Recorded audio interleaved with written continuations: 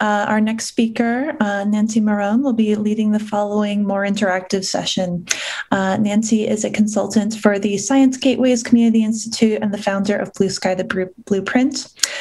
You've heard us all, including Luigi just now, speak about the value of building a strong community around science gateways like ours, and she'll be getting more into how that becomes a reality. Without further ado, Nancy, the floor is yours. This has been quite a morning already, Katie. I'm thrilled to be here with you guys. Anyway, welcome to this little session, folks. This may feel a little bit different from the piece you were hearing before, and I think that was probably intentional on the part of Luigi and Shannon, Katie, and everyone else who helped put this together.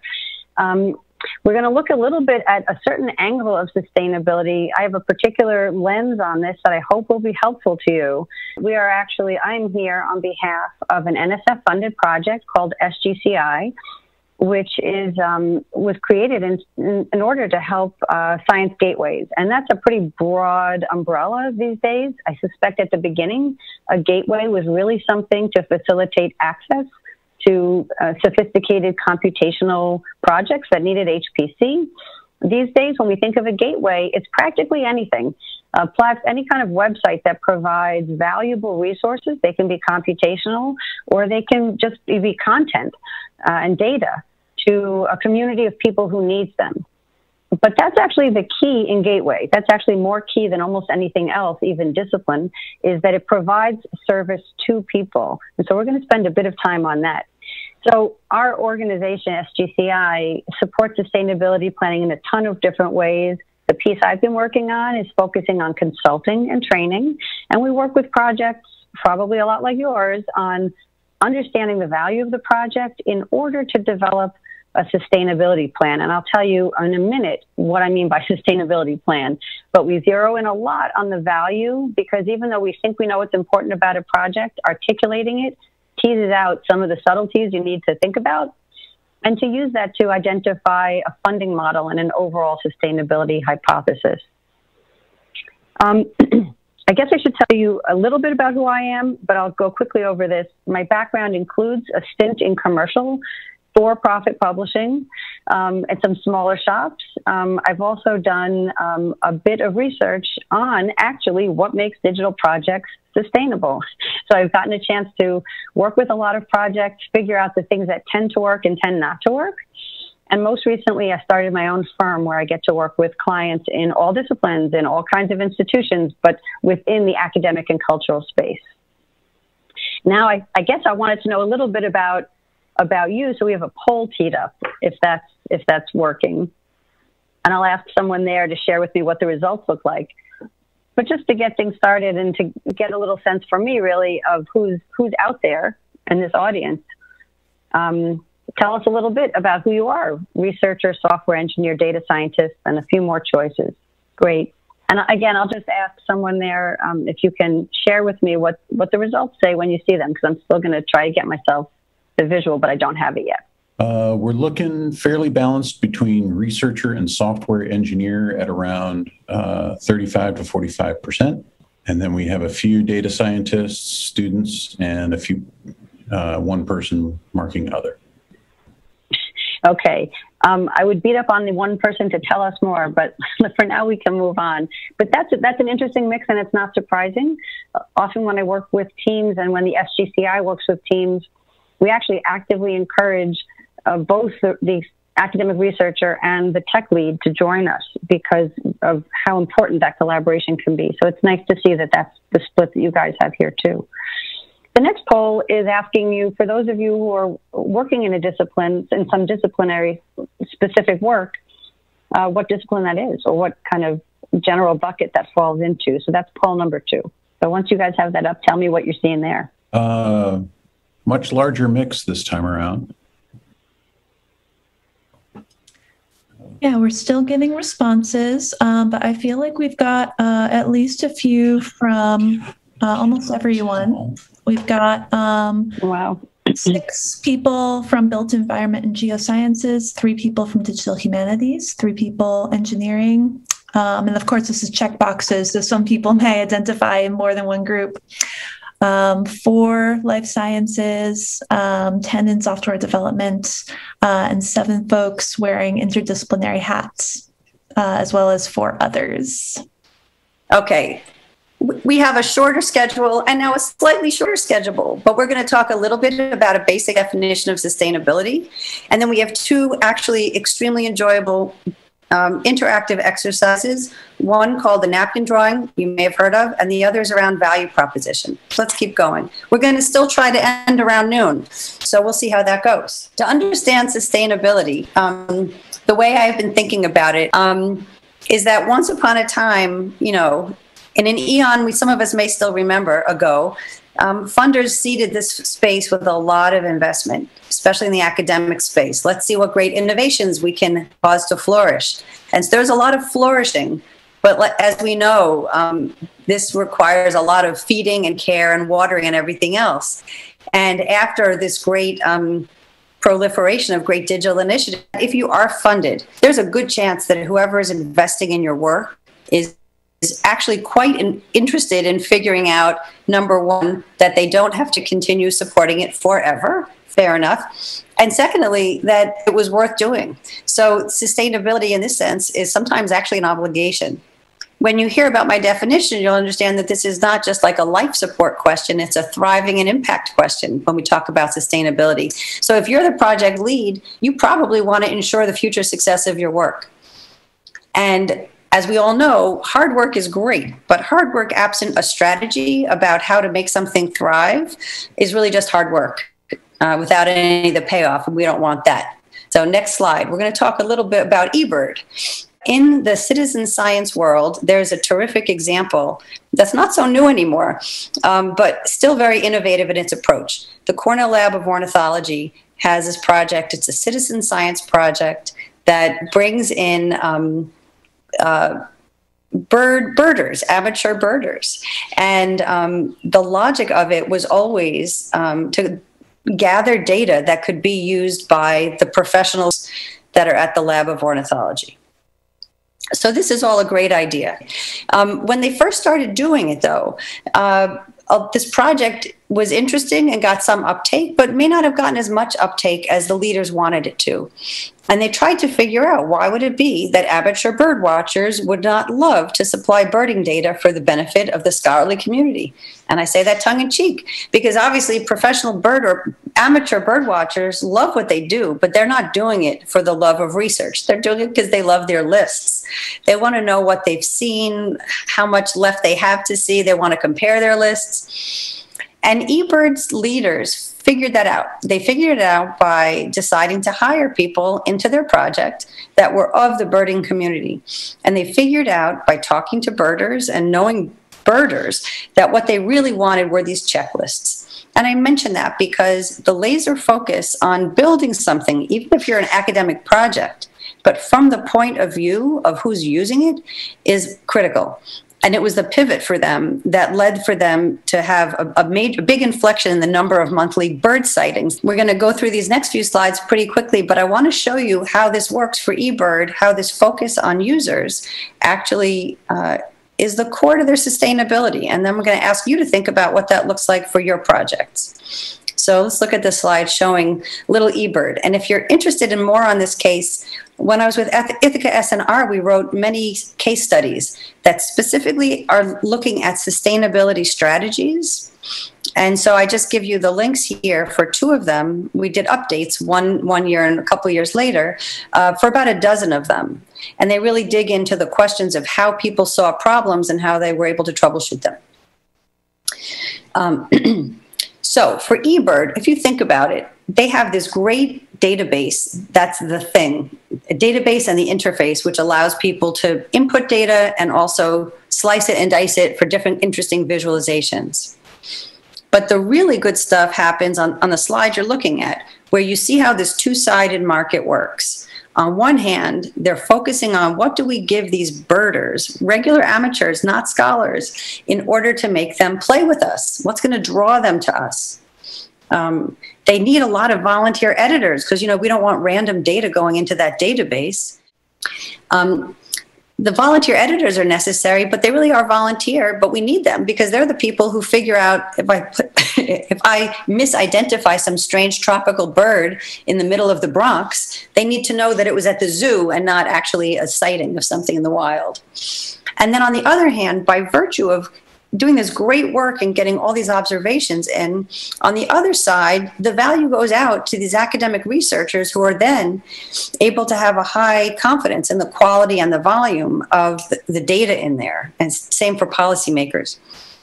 So the beauty of this is that by zeroing in on the value to the users on one side of that market, the people who are going to have to play and put their content in there and sift through it and clean it, and the other side of the market, the people who are consuming it in other ways, is that all those folks you see on the bottom of the slide, sponsors, because they got corporate sponsors because they had so many users, the volunteers who enjoy participating, and finally the institution, which is happy because this is very successful. Lots of articles are written, citations show up because of the quality of the research done.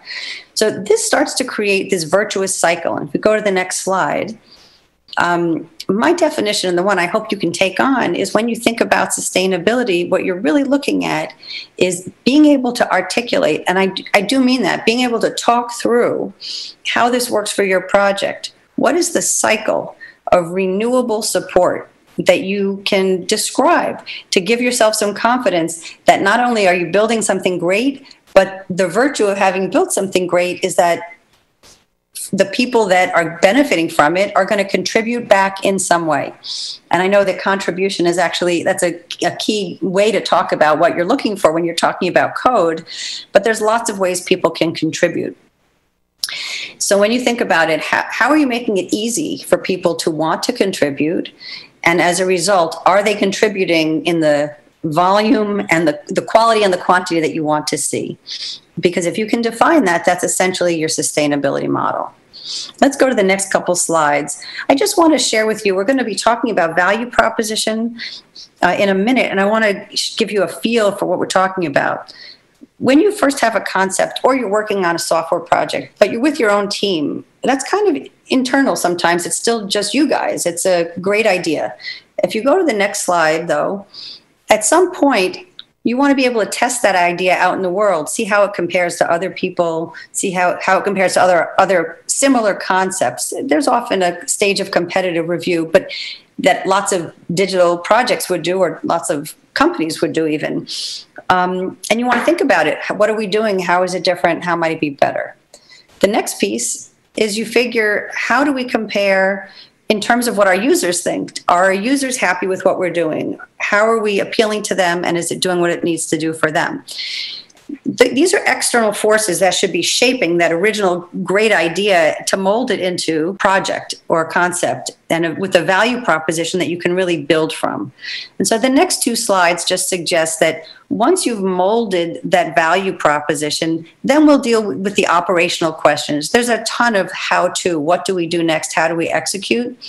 But that first piece that lets you zero in and define it is the setup for everything else, including the strategic decision-making about how do I allocate the scarce resources I have, my time, my funds. So it's a cute little, I like the colors in this, I like the graphic, but essentially what this is reminding us about is that successful gateways do a bunch of these things, and they don't leapfrog over any of them.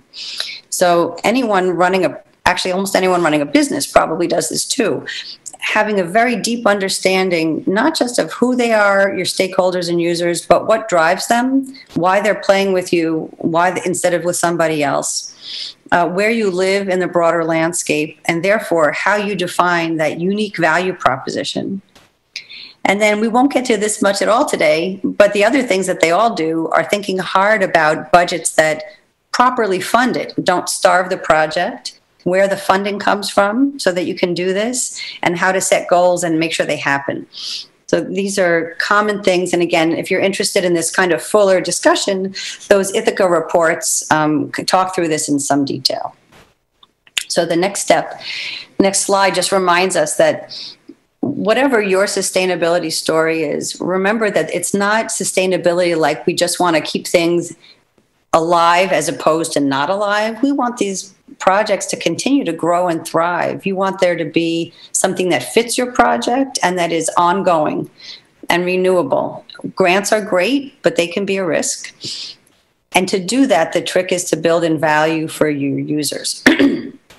I guess when I first met Shannon, this was one of the exercises that that we got a chance to do together, and she and the team felt that this would be an interesting exercise for this group. All right, so you guys may recognize what this is. This is like an early drawing, maybe one of the more famous napkin drawings, right? This is a sketch of the Ethernet, and it's pretty technical, and it's mostly looking at how things work. If you go to the next slide, this is a little more graphic arts focused. This is like a GitHub version of this, with a little cartoonish icon, just talking through in a way that's intended to express it to users, what it does, a little bit more about what it is and what it does, not exactly how it works. None of the mechanics are in this drawing, but it's talking more in a way that's communicating. And that's the path I want to take us on. Let's jump ahead 2 more slides. We'll look at open topography. Here's an example of what one of our colleagues did in a project.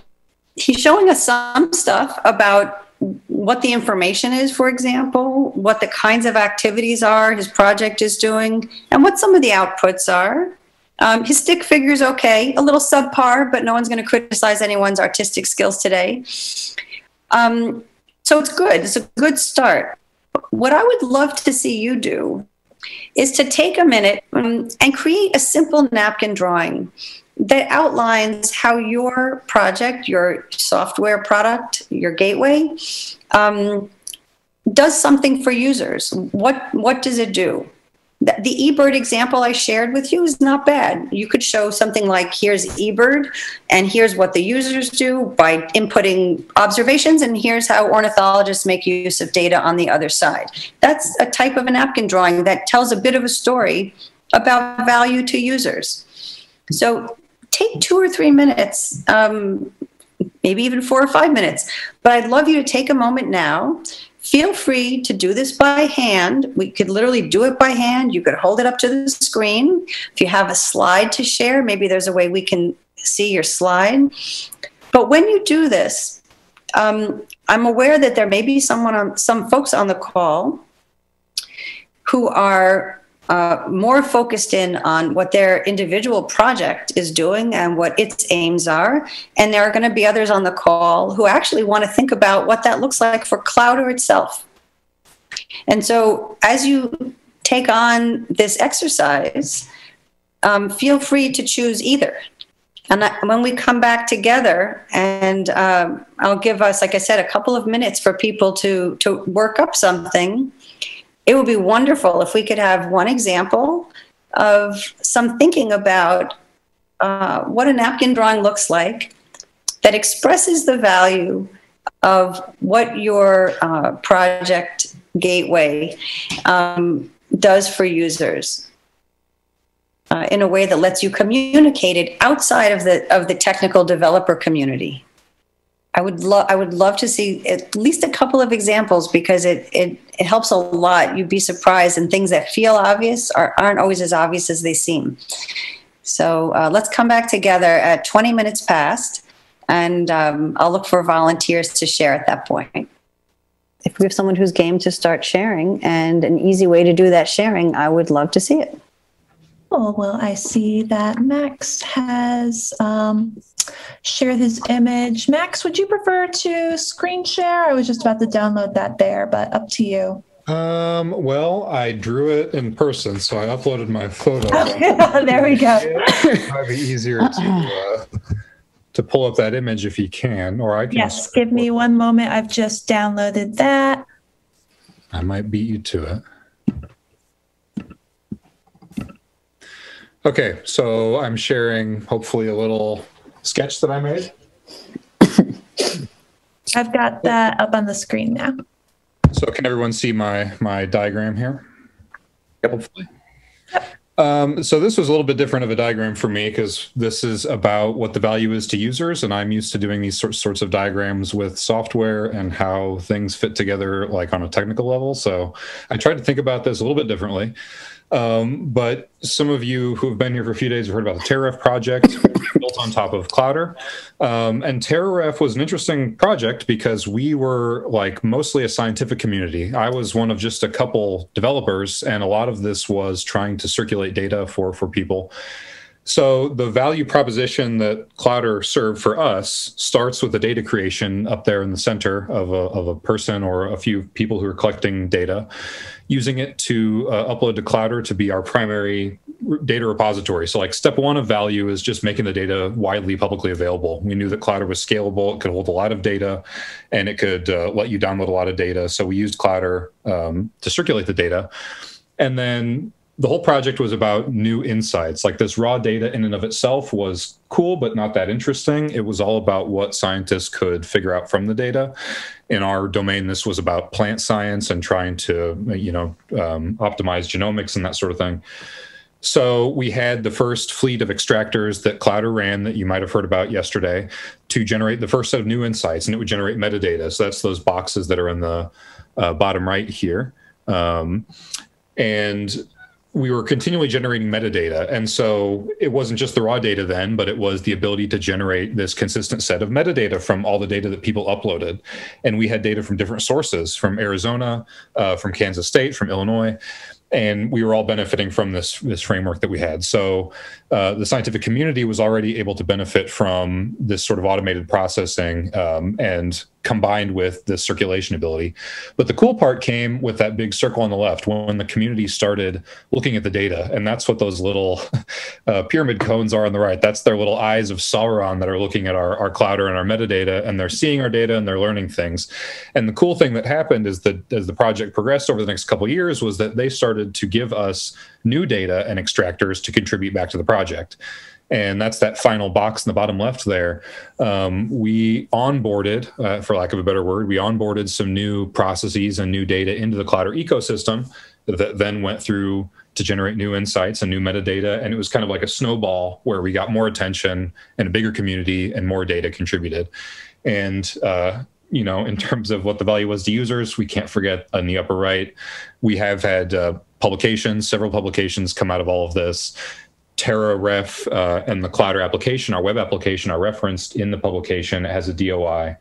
And so that makes the scientific community happy. So Clowder was kind of this cool nexus where there were a lot of spokes coming out of the wheel of the scientific community, the data processing side, and just the increased visibility side that worked together pretty nicely.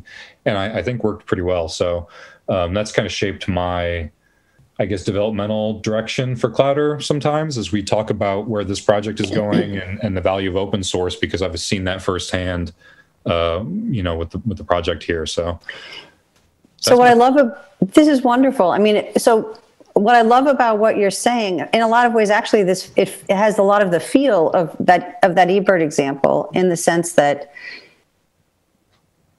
you very clearly identified things that would be valuable.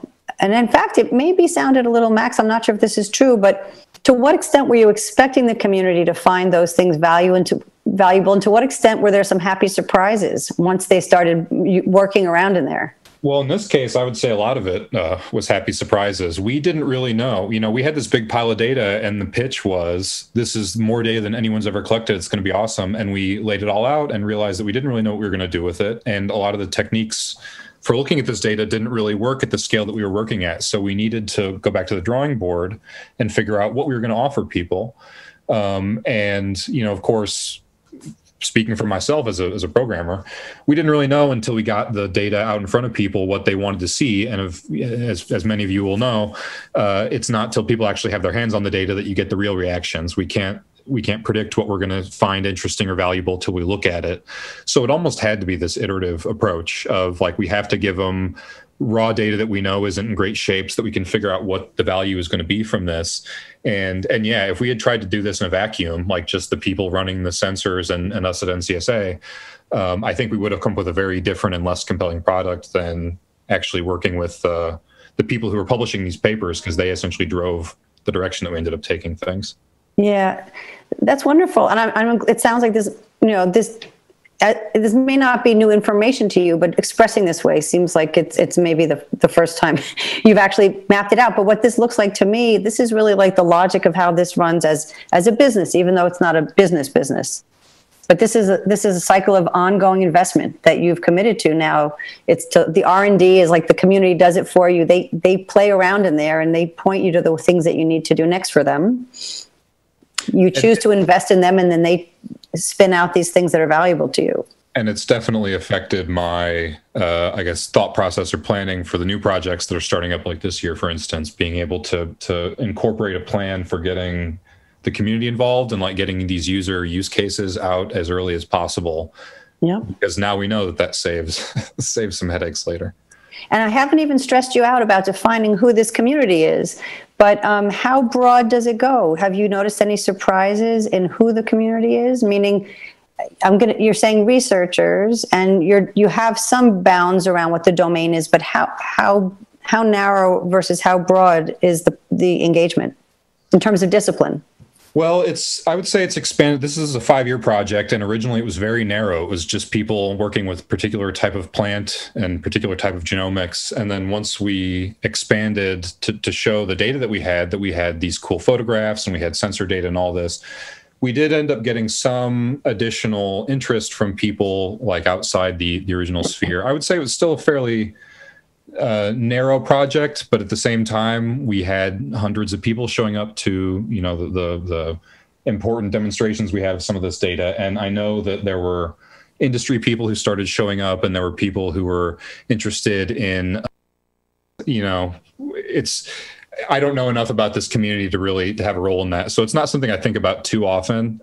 But in terms of how it affects me personally, I know that it's affected the design of the front ends that we build and the way that we present data and that type of thing. So it has behooved me to try and nail down what kinds of eyeballs we're going to have on this. So right. I guess as a programmer, so, my background is strictly programming. I just want to make sure it works well for the people that are using it. And it's not necessarily my role to try and expand those things, but I see that I can influence those things through the, essentially the design and the way that we present data to users and all of those, that we do play a role when we design these things. Yeah, and so there's another case study I often share. It's not here, but when I send you the links, I can include that as well, where every so often you kind of open up something wonderful you've built. You think you know exactly who your users are, but then you actually see some interesting other people come in through the door. And that sometimes can be an opportunity. So I'll share briefly this example, and then I would love to see if there's that Clowder-based, another Clowder-based example. So for the Stanford Encyclopedia of Philosophy, which you may have heard of, especially those DH people on the line, it's essentially a crowdsourced project that was Wikipedia before Wikipedia, with a lot of scholarly articles in philosophy. And I believe their initial thinking about it was that, well, obviously this is going to be by philosophers for philosophers. We've gotten a couple more napkin drawings in the chat. Really appreciate the thoughts that you guys have been sharing there. I'm going to take a moment and share one from Anna Liljadal of the Permafrost Discovery Gateway. She will actually be giving a presentation about this talk this afternoon after lunch. So we do hope you can join for that. But I'm going to just show for the time being while Nancy reconnects what she has created here, showing the primary use. Well, actually, Anna, while we are waiting for Nancy to rejoin, I wonder if you actually just want to do a quick walkthrough of what we're looking at right here. Sure. Hi, everyone. Yeah, so the Permafrost Discovery Gateway is centering on the permafrost scientists, especially in the Arctic region, and the public is secondary. So Nancy, we cannot hear you yet. Keep talking, and when we hear you, we'll hand over. And the first two things, we want to enable big data creation from satellite imagery. So do pan-Arctic products, and then enable the access to that data, because it's too big to just download onto your own personal computer. And then through the tools online, allow people to explore the data and create knowledge through visualization tools. And Clowder is serving as a tool here, a resource to enable the data creation, in particular the pipelines of the workflows. So I'll leave it at that. Thank you, Anna. We've also received one from Sarangi. So let me just stop sharing and open up this other one as well. And hopefully we'll get a little bit of time to talk in some of these in a little bit more depth. This pollen image that was shared from Sarangi Punyasena, if I'm mispronouncing your name, my apologies. But here is this. What I love is the visual elements that you have added here. If you are available, Sarangi, and would like to walk through this while we wait for Nancy to return, that would be awesome. Sure, I can say a few things. So I guess I'm taking more of our workflow, right? Concretely, I suppose, right? So starting with the fact that we work with images of pollen. So these are super resolution images that we have of, this is in the Malvaceae family. It's a tropical family. These are the bombicoids. But we work with all different species. And so the problem we're facing is classifying and identifying thousands to tens of thousands of these fossils, and the diversity we find in the tropics exceeds what people can visually identify. So what we've been doing is using some machine learning tools to segment and classify, and now phylogenetically place. So this means placing on an evolutionary tree these fossils, and that work takes in the fossil images and reference images. And so I sort of see a cycle, right, where we're classifying our data and then interpreting it, and then that goes back into classifying and interpreting new data sets as they come in. Thank you so much. That's fascinating. That's great. I am so great. This is a beautiful image, by the way, and I like this cycle so much. The only thing I would ask you, if you could take another crack at this quickly, but talking through, show me who the people are in this, because I could make some guesses. I mean, I kind of know, but who are the people? Because they're not in this picture. So I guess the people would be the ones generating these images and the expert knowledge, right? So I guess where the open-ended arrows are is where the people are. So I could stick them in. Yeah. So I mean, and again, here's where an exercise that sounds really simple ends up being kind of profound. Like, it's not just knowledge; it's a person's knowledge. So there's not some knowledge out in the space that we're going to corral in here. There's real people. We've got to convince real people to do stuff. And real people have a lot of other choices on what they can spend their time doing. So you have, on one hand, the people that you want doing the depositing of images. And are those the same people who are benefiting from the fact that now you have this collection? Or are those different people? Presumably it would be the same people, but I guess the one problem we're trying to address is that this kind of expertise, this classification expertise, is something that's very hard to transfer from person to person. So everyone develops it on their own with training, obviously. And the hope is that having some of this type of tool allows, I suppose, more efficient knowledge transfer. We can explicitly capture, right, the classifications that are occurring and hopefully learn, right, using machine tools, exactly what is driving those visual identifications. And the hope is to capture that consistency. So the people using the tool, right, hopefully will benefit from it in terms of getting the actual data that appears in the middle there, the abundance counts, the reconstructions, and they could develop their own insights and interpretations, but that would just feed back into the loop for the rest of the community. Is this already out in the world with a lot of users on all sides of this? Is it something that's just getting started? And what's your actual activity looking like with actual user groups? Oh, no, this is very much in the conceptual phase right now. My lab does this work, but we're again, that's probably why this is a very simplified drawing. But yeah, yes. And again, and you are so brave. And the worst thing to do is someone comes forward to share something, and then I beat up on them in a session. But I'm not actually. I'm doing it just simply because this is a set of questions you and your team would want to ask. And you know the answers to this, but the more specific you can be, you may actually find it helps. In other words, to figure out how many people and how expert do you have to be, for example, for you to feel like you want people to do the depositing. Is it everybody? Is it people at a certain level of sophistication? Is it people, I don't know the parameters of this field well enough to fill in those gaps.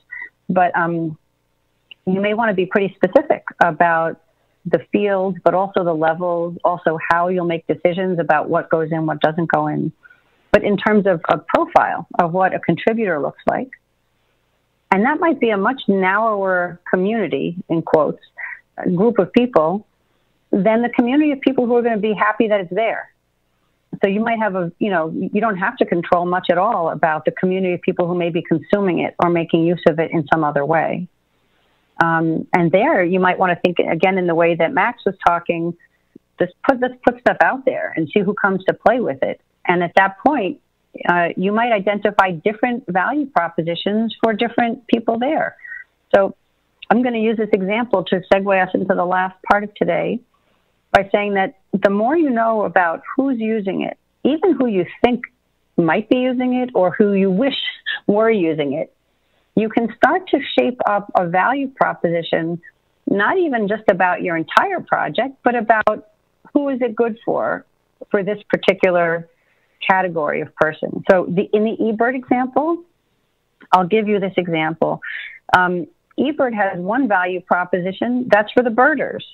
We want this to be great for you if you want to capture birds on a list. We've got a tool for that. And they have a very different value proposition for ornithologists and researchers and environmental researchers.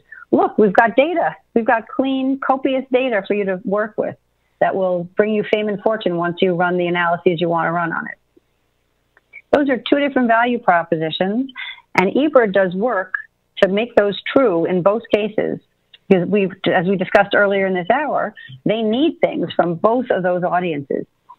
So the more that you can define who those users are, what they care about, the more this is going to unlock a secret for you for building forward. So let's talk about value proposition in the time we've got left. One way I think about this is asking the economic question, not the glib question of who cares. And again, I mean that with the best intention. So if we look at the next slide, when I say who cares, I literally mean like who is engaging with your work. So we've just been talking about what I would call direct users. They're called different things, or direct beneficiaries. And that's someone who, for example, is depositing data straight into that gateway or database. And it's someone who might be pulling data out of it to run an analysis, but they're at the coal face. They're right involved in the project itself. There are people who benefit indirectly as well. One example of that is, for example, if you are a funder, you could consider benefiting indirectly, or your host institution. They will benefit for sure if you do something great and get awards for it, or there are lots of articles written that are peer-reviewed and significant articles. So you have lots of people who care. Next slide. It's worth looking around at what else is out there. As I mentioned, when you're shaping this value proposition, you want to know who your audience is, what they care about, but you also want to know how you rank and where you fit next to everything else out there that they could be doing. And we do a whole unit on this, but for now, I'll just kind of float this idea that even if you're not literally competitive as like a duel to the death in some commercial setting, people have choices. So how do your users look at what you do compared to the other things they can be doing, which I will share with you can be a competitive product, or it can be doing nothing and choosing not to act at all. And in the space we live in, unfortunately, that's a very big competitor. Should I, write code today or not, or just not do it? Some of these things are not directly competitive. It's just the will to act. So the question you want to ask is, what is so valuable about what you're doing that your users would storm the gates if you shut it down? That's kind of a harsh way to think about it, but it's a pretty good way to think about it. You definitely want to be building something that people consider critical to what they do, a must-have, not a nice-to-have, if you are looking for some kind of sustaining path. If you're just doing this as an experiment or research, it's just good for you, great. If you want it to be sustainable and grow, it has to be good for them too.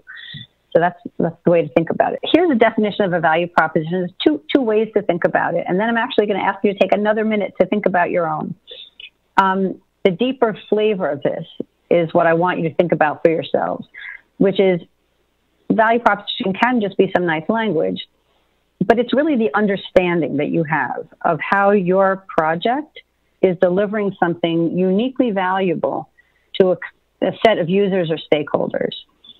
And it's hard to figure this out. All those things I mentioned about understanding your audience, knowing where you live in the landscape, that's just language. But in the real world, that takes research, and that takes time going into the field and time, whether it's you or people you bring in, thinking about that at some level of detail to tease out maybe where you are today, but also where you'd like to be and what it will take to get there.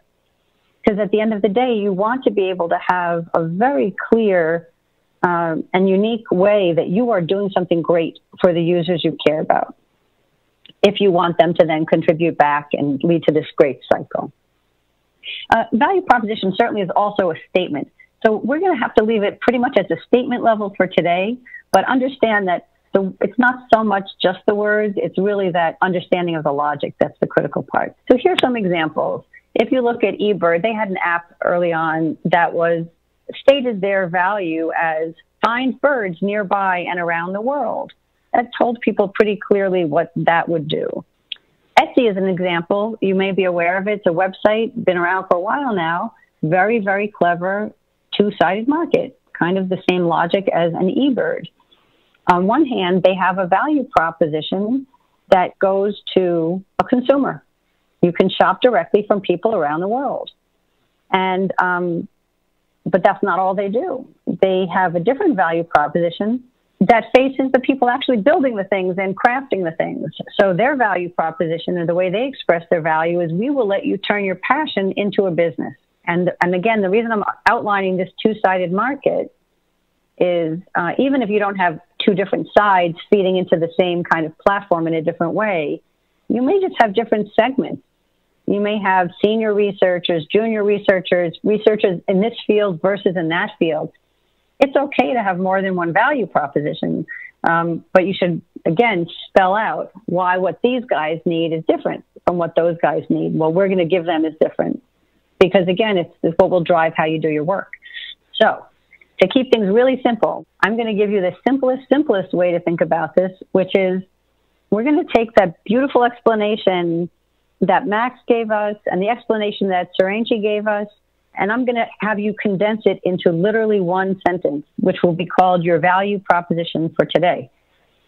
You can feel free to keep in mind your entire project or Clowder itself. You can name one slice of your audience or your whole project. But I'm going to ask you to essentially literally fill in the blanks. So by answering this question, my making this statement, my project will help. Who's your audience that you're thinking of? What is it you're helping them do? And how is it that you're helping them do it? It's pretty simple. It's harder than it looks. So just take a couple minutes. We should have a Google sheet set up. Let's just look at that together. If folks want to click on the link, I'm just going to suggest folks take a shot at it. The way that the sheet is set up, you should be able to enter. You should be able to enter your value proposition by filling in the columns that we have provided for you. And actually, Katie, could I ask someone there to share the sheet so we can see it as it's being filled out? All right, you should be seeing my screen. I already see a couple of folks filling this out. I do encourage folks to put in information about their project and what their thinking might be as a way for us all to think about, what the value proposition might be for any of these, or just as a good exercise across the board.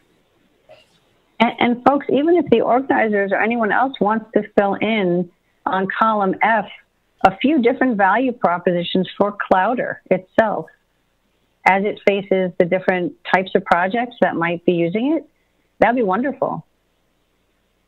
And again, this is not the time to worry that we have too many value propositions. This is a first step, usually in what's a much longer process. Yeah. I was just going to say, I do like that we have multiple perspectives on Clowder, because it does show sort of the nuances that are possible from different insights that people may have on the same project. Go ahead, Nancy. Yeah, no, and that's wonderful. And in fact, it would be great. There was some question about if everyone on the call feels confident that they know enough to have an opinion about how they'd answer it for Clowder. But what I would say is, in these last couple of minutes, I would love to see everyone's take on this. I don't think anyone's taking this and carving it in stone, but it's actually pretty interesting to see how different people describe its value and to whom they feel it's the most valuable. I think actually it's always going to be helpful information. The other thing I would say is that one of the tricks, one of the reasons why I love forcing this idea into this framework is that it literally obliges you to put the name of the audience at the beginning of the sentence. It's really easy when you're talking about your work, and this is not you guys on the phone. I don't know exactly who's on this call, or I may not know your project, but it's very easy for a project lead to talk about the great work of the project, what the team has executed, what it could do. But it's in this case, if we're aiming at a sustainable logic, you want to be able to define what you're going to let your users do and make sure that that's happening. In addition, of course, to executing everything with excellence, which I'm sure everyone does just because that's what we all do. So this is great. We're seeing some interesting things come in here. Yeah, so even if we just start off, and please keep populating this. This is, as I said, if you're finding it challenging, that's a good time to go back to your team and have this conversation. How do we define who our primary audience is? And I would argue that if you say it's researchers, just by saying researchers, you may want to probe a little farther. Is it really all researchers in all disciplines? Or is it researchers who are working on a certain kind of initiative, like a digital project? Or is it senior people more than junior people? It doesn't mean it couldn't potentially be used by everybody, but you may want to think about which space to focus on, and if those different flavors of audience have different needs. Even purely for a marketing point of view, if those different flavors of audience need different approaches, or even different language used to bring them in. So yeah, so I see Michael's example. We could start anywhere here, but well, I'll let him actually finish. But then it would be nice to hear thinking about what those two slices of users look like and how the speech-to-text audio captioning project addresses them and thinks about that value separately. Yeah, so this is a shy crowd. So I will not take this personally, but I would genuinely encourage you to continue thinking this through. The SGCI program itself does a much longer, detailed conversation about what it means to define the segments of your audience and what they care about. When I'm doing that, it's very explicitly because we are beginning to listen in, not just for how people should build things, but to which pieces of it are fundable in which ways. So sometimes an audience loves something and that proves the case for institutional support or proves the case for funding because the mission is executing well. In other cases, you might find an interesting secondary audience that actually would be willing to pay for something like that the indirect benefits that, for example, the optics manufacturer and the corporate sponsor gets from benefiting from the huge population of birders and ornithologists on the eBird platform.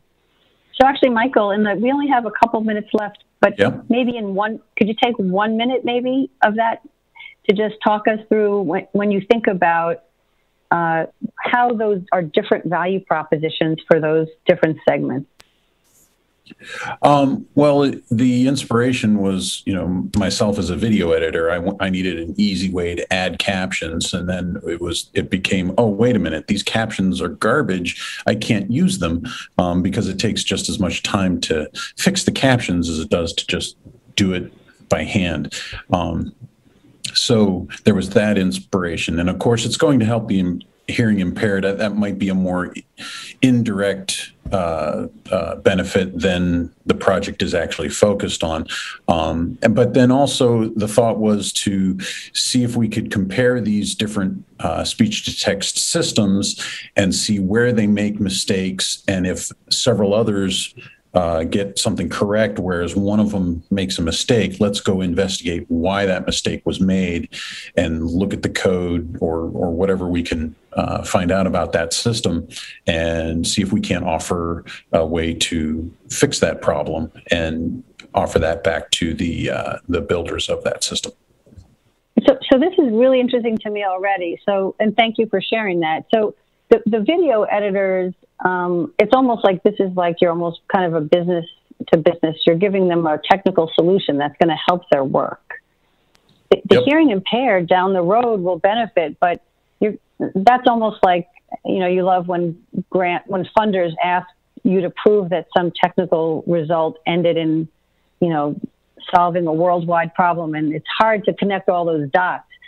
So I'm exaggerating, but in this case, it's not quite as far down the road in terms of proving impact, but it may not be as easy as the immediate response you get from video editors. But it's wonderful to obviously have that as a key thing to keep in mind. Are these things that at this point, would you characterize these as value propositions that have been proven out? Or is this an early stage where you're identifying this and you're going to continue seeing how this actually plays out with these segments? Well, I guess I have to say the project's been going on for a while, but the progress has been slow due to funding issues. So we've thought a lot about these particular segments, these ideas, these value propositions, but we haven't been able to make enough progress to really evaluate if we're making any sort of impact.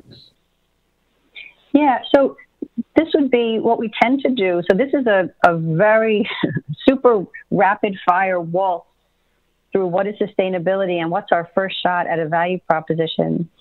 The next stage of work that tends to come from this is a more in-depth analysis. So let's say we can characterize this as we think there's something great here, but we don't 100% know why this is not like setting the world on fire the way it ought to. It tends to set up a very natural inquiry to start talking to people and conducting what we'd call like an audience assessment, where you might actually define a set of questions about video editors. Let's understand more about how this sector that we care about is doing their work every day. What are they doing today? In what cases is this working for them, not working for them? If they're not using us, what else are they using? And by virtue of learning more about that, a light bulb may go off. You might find a gap in what they're doing that's not yet what you're doing, hopefully not wildly different from what you're doing, but allows you to focus or shift just enough to help them more than you may be helping them already. But that listening in to to understand why things aren't happening the way you would have guessed they might. That listening in is invaluable. That piece of research is invaluable. So I'm aware that we are at time right now. I love that people have participated and done this. I also see that obviously we have not talked explicitly about Clowder as Clowder. I'll leave that to the organizers to tell me if they're ready to break for lunch. This will be the end of my presentation, which it is. And if at some other point you'd like to specifically discuss a Clowder example, you guys know where to find me, or we could stay for a couple extra minutes. But I want to definitely thank everybody. It's been a pleasure to get to share these ideas with you. I hope you enjoyed it. Thank you so much, Nancy. It was really exciting to see what surfaced from our participants and have some of these conversations around their projects and who's part of them and where the value is. So thank you again. I am happy to take a few moments here if folks had any questions for Nancy or anything else that they wanted to share while we have this time together. I was just going to say that thank you for doing this, because every time I do this exercise, even though I've been involved with Clowder from the beginning, I always end up drawing things differently or writing things slightly differently. So there's always this incremental, like every time you revisit this activity, there's always this change, right, that happens. And so we didn't look at the diagram that I made, but I'm actually pretty proud of it. And, I made it really quickly, and it was different from what I usually draw for the Clowder overall diagram. And so that just, again, reiterated how important these kind of exercises are, just to try to simplify it down to really the core components. That's really hard. So thank you. Yeah, I mean, if you want to send it to me some other way, I'm happy to take a look at it. But I agree. Like, I feel like these are hard things to figure out, and also things change. So it's not surprising that that your thinking will evolve with this as well. So thank you. I'm glad that you found it useful. It's a link in the chat if you want to take a look at it after this. I know. I was going to say, I've now become so cautious about clicking on anything in this call. I will, fair enough. But I will absolutely take a look at it. And as I said, I hope this was helpful to everyone on the call. I'm sorry I couldn't spend more time with you today, but enjoy the rest of your meeting. It's been a pleasure.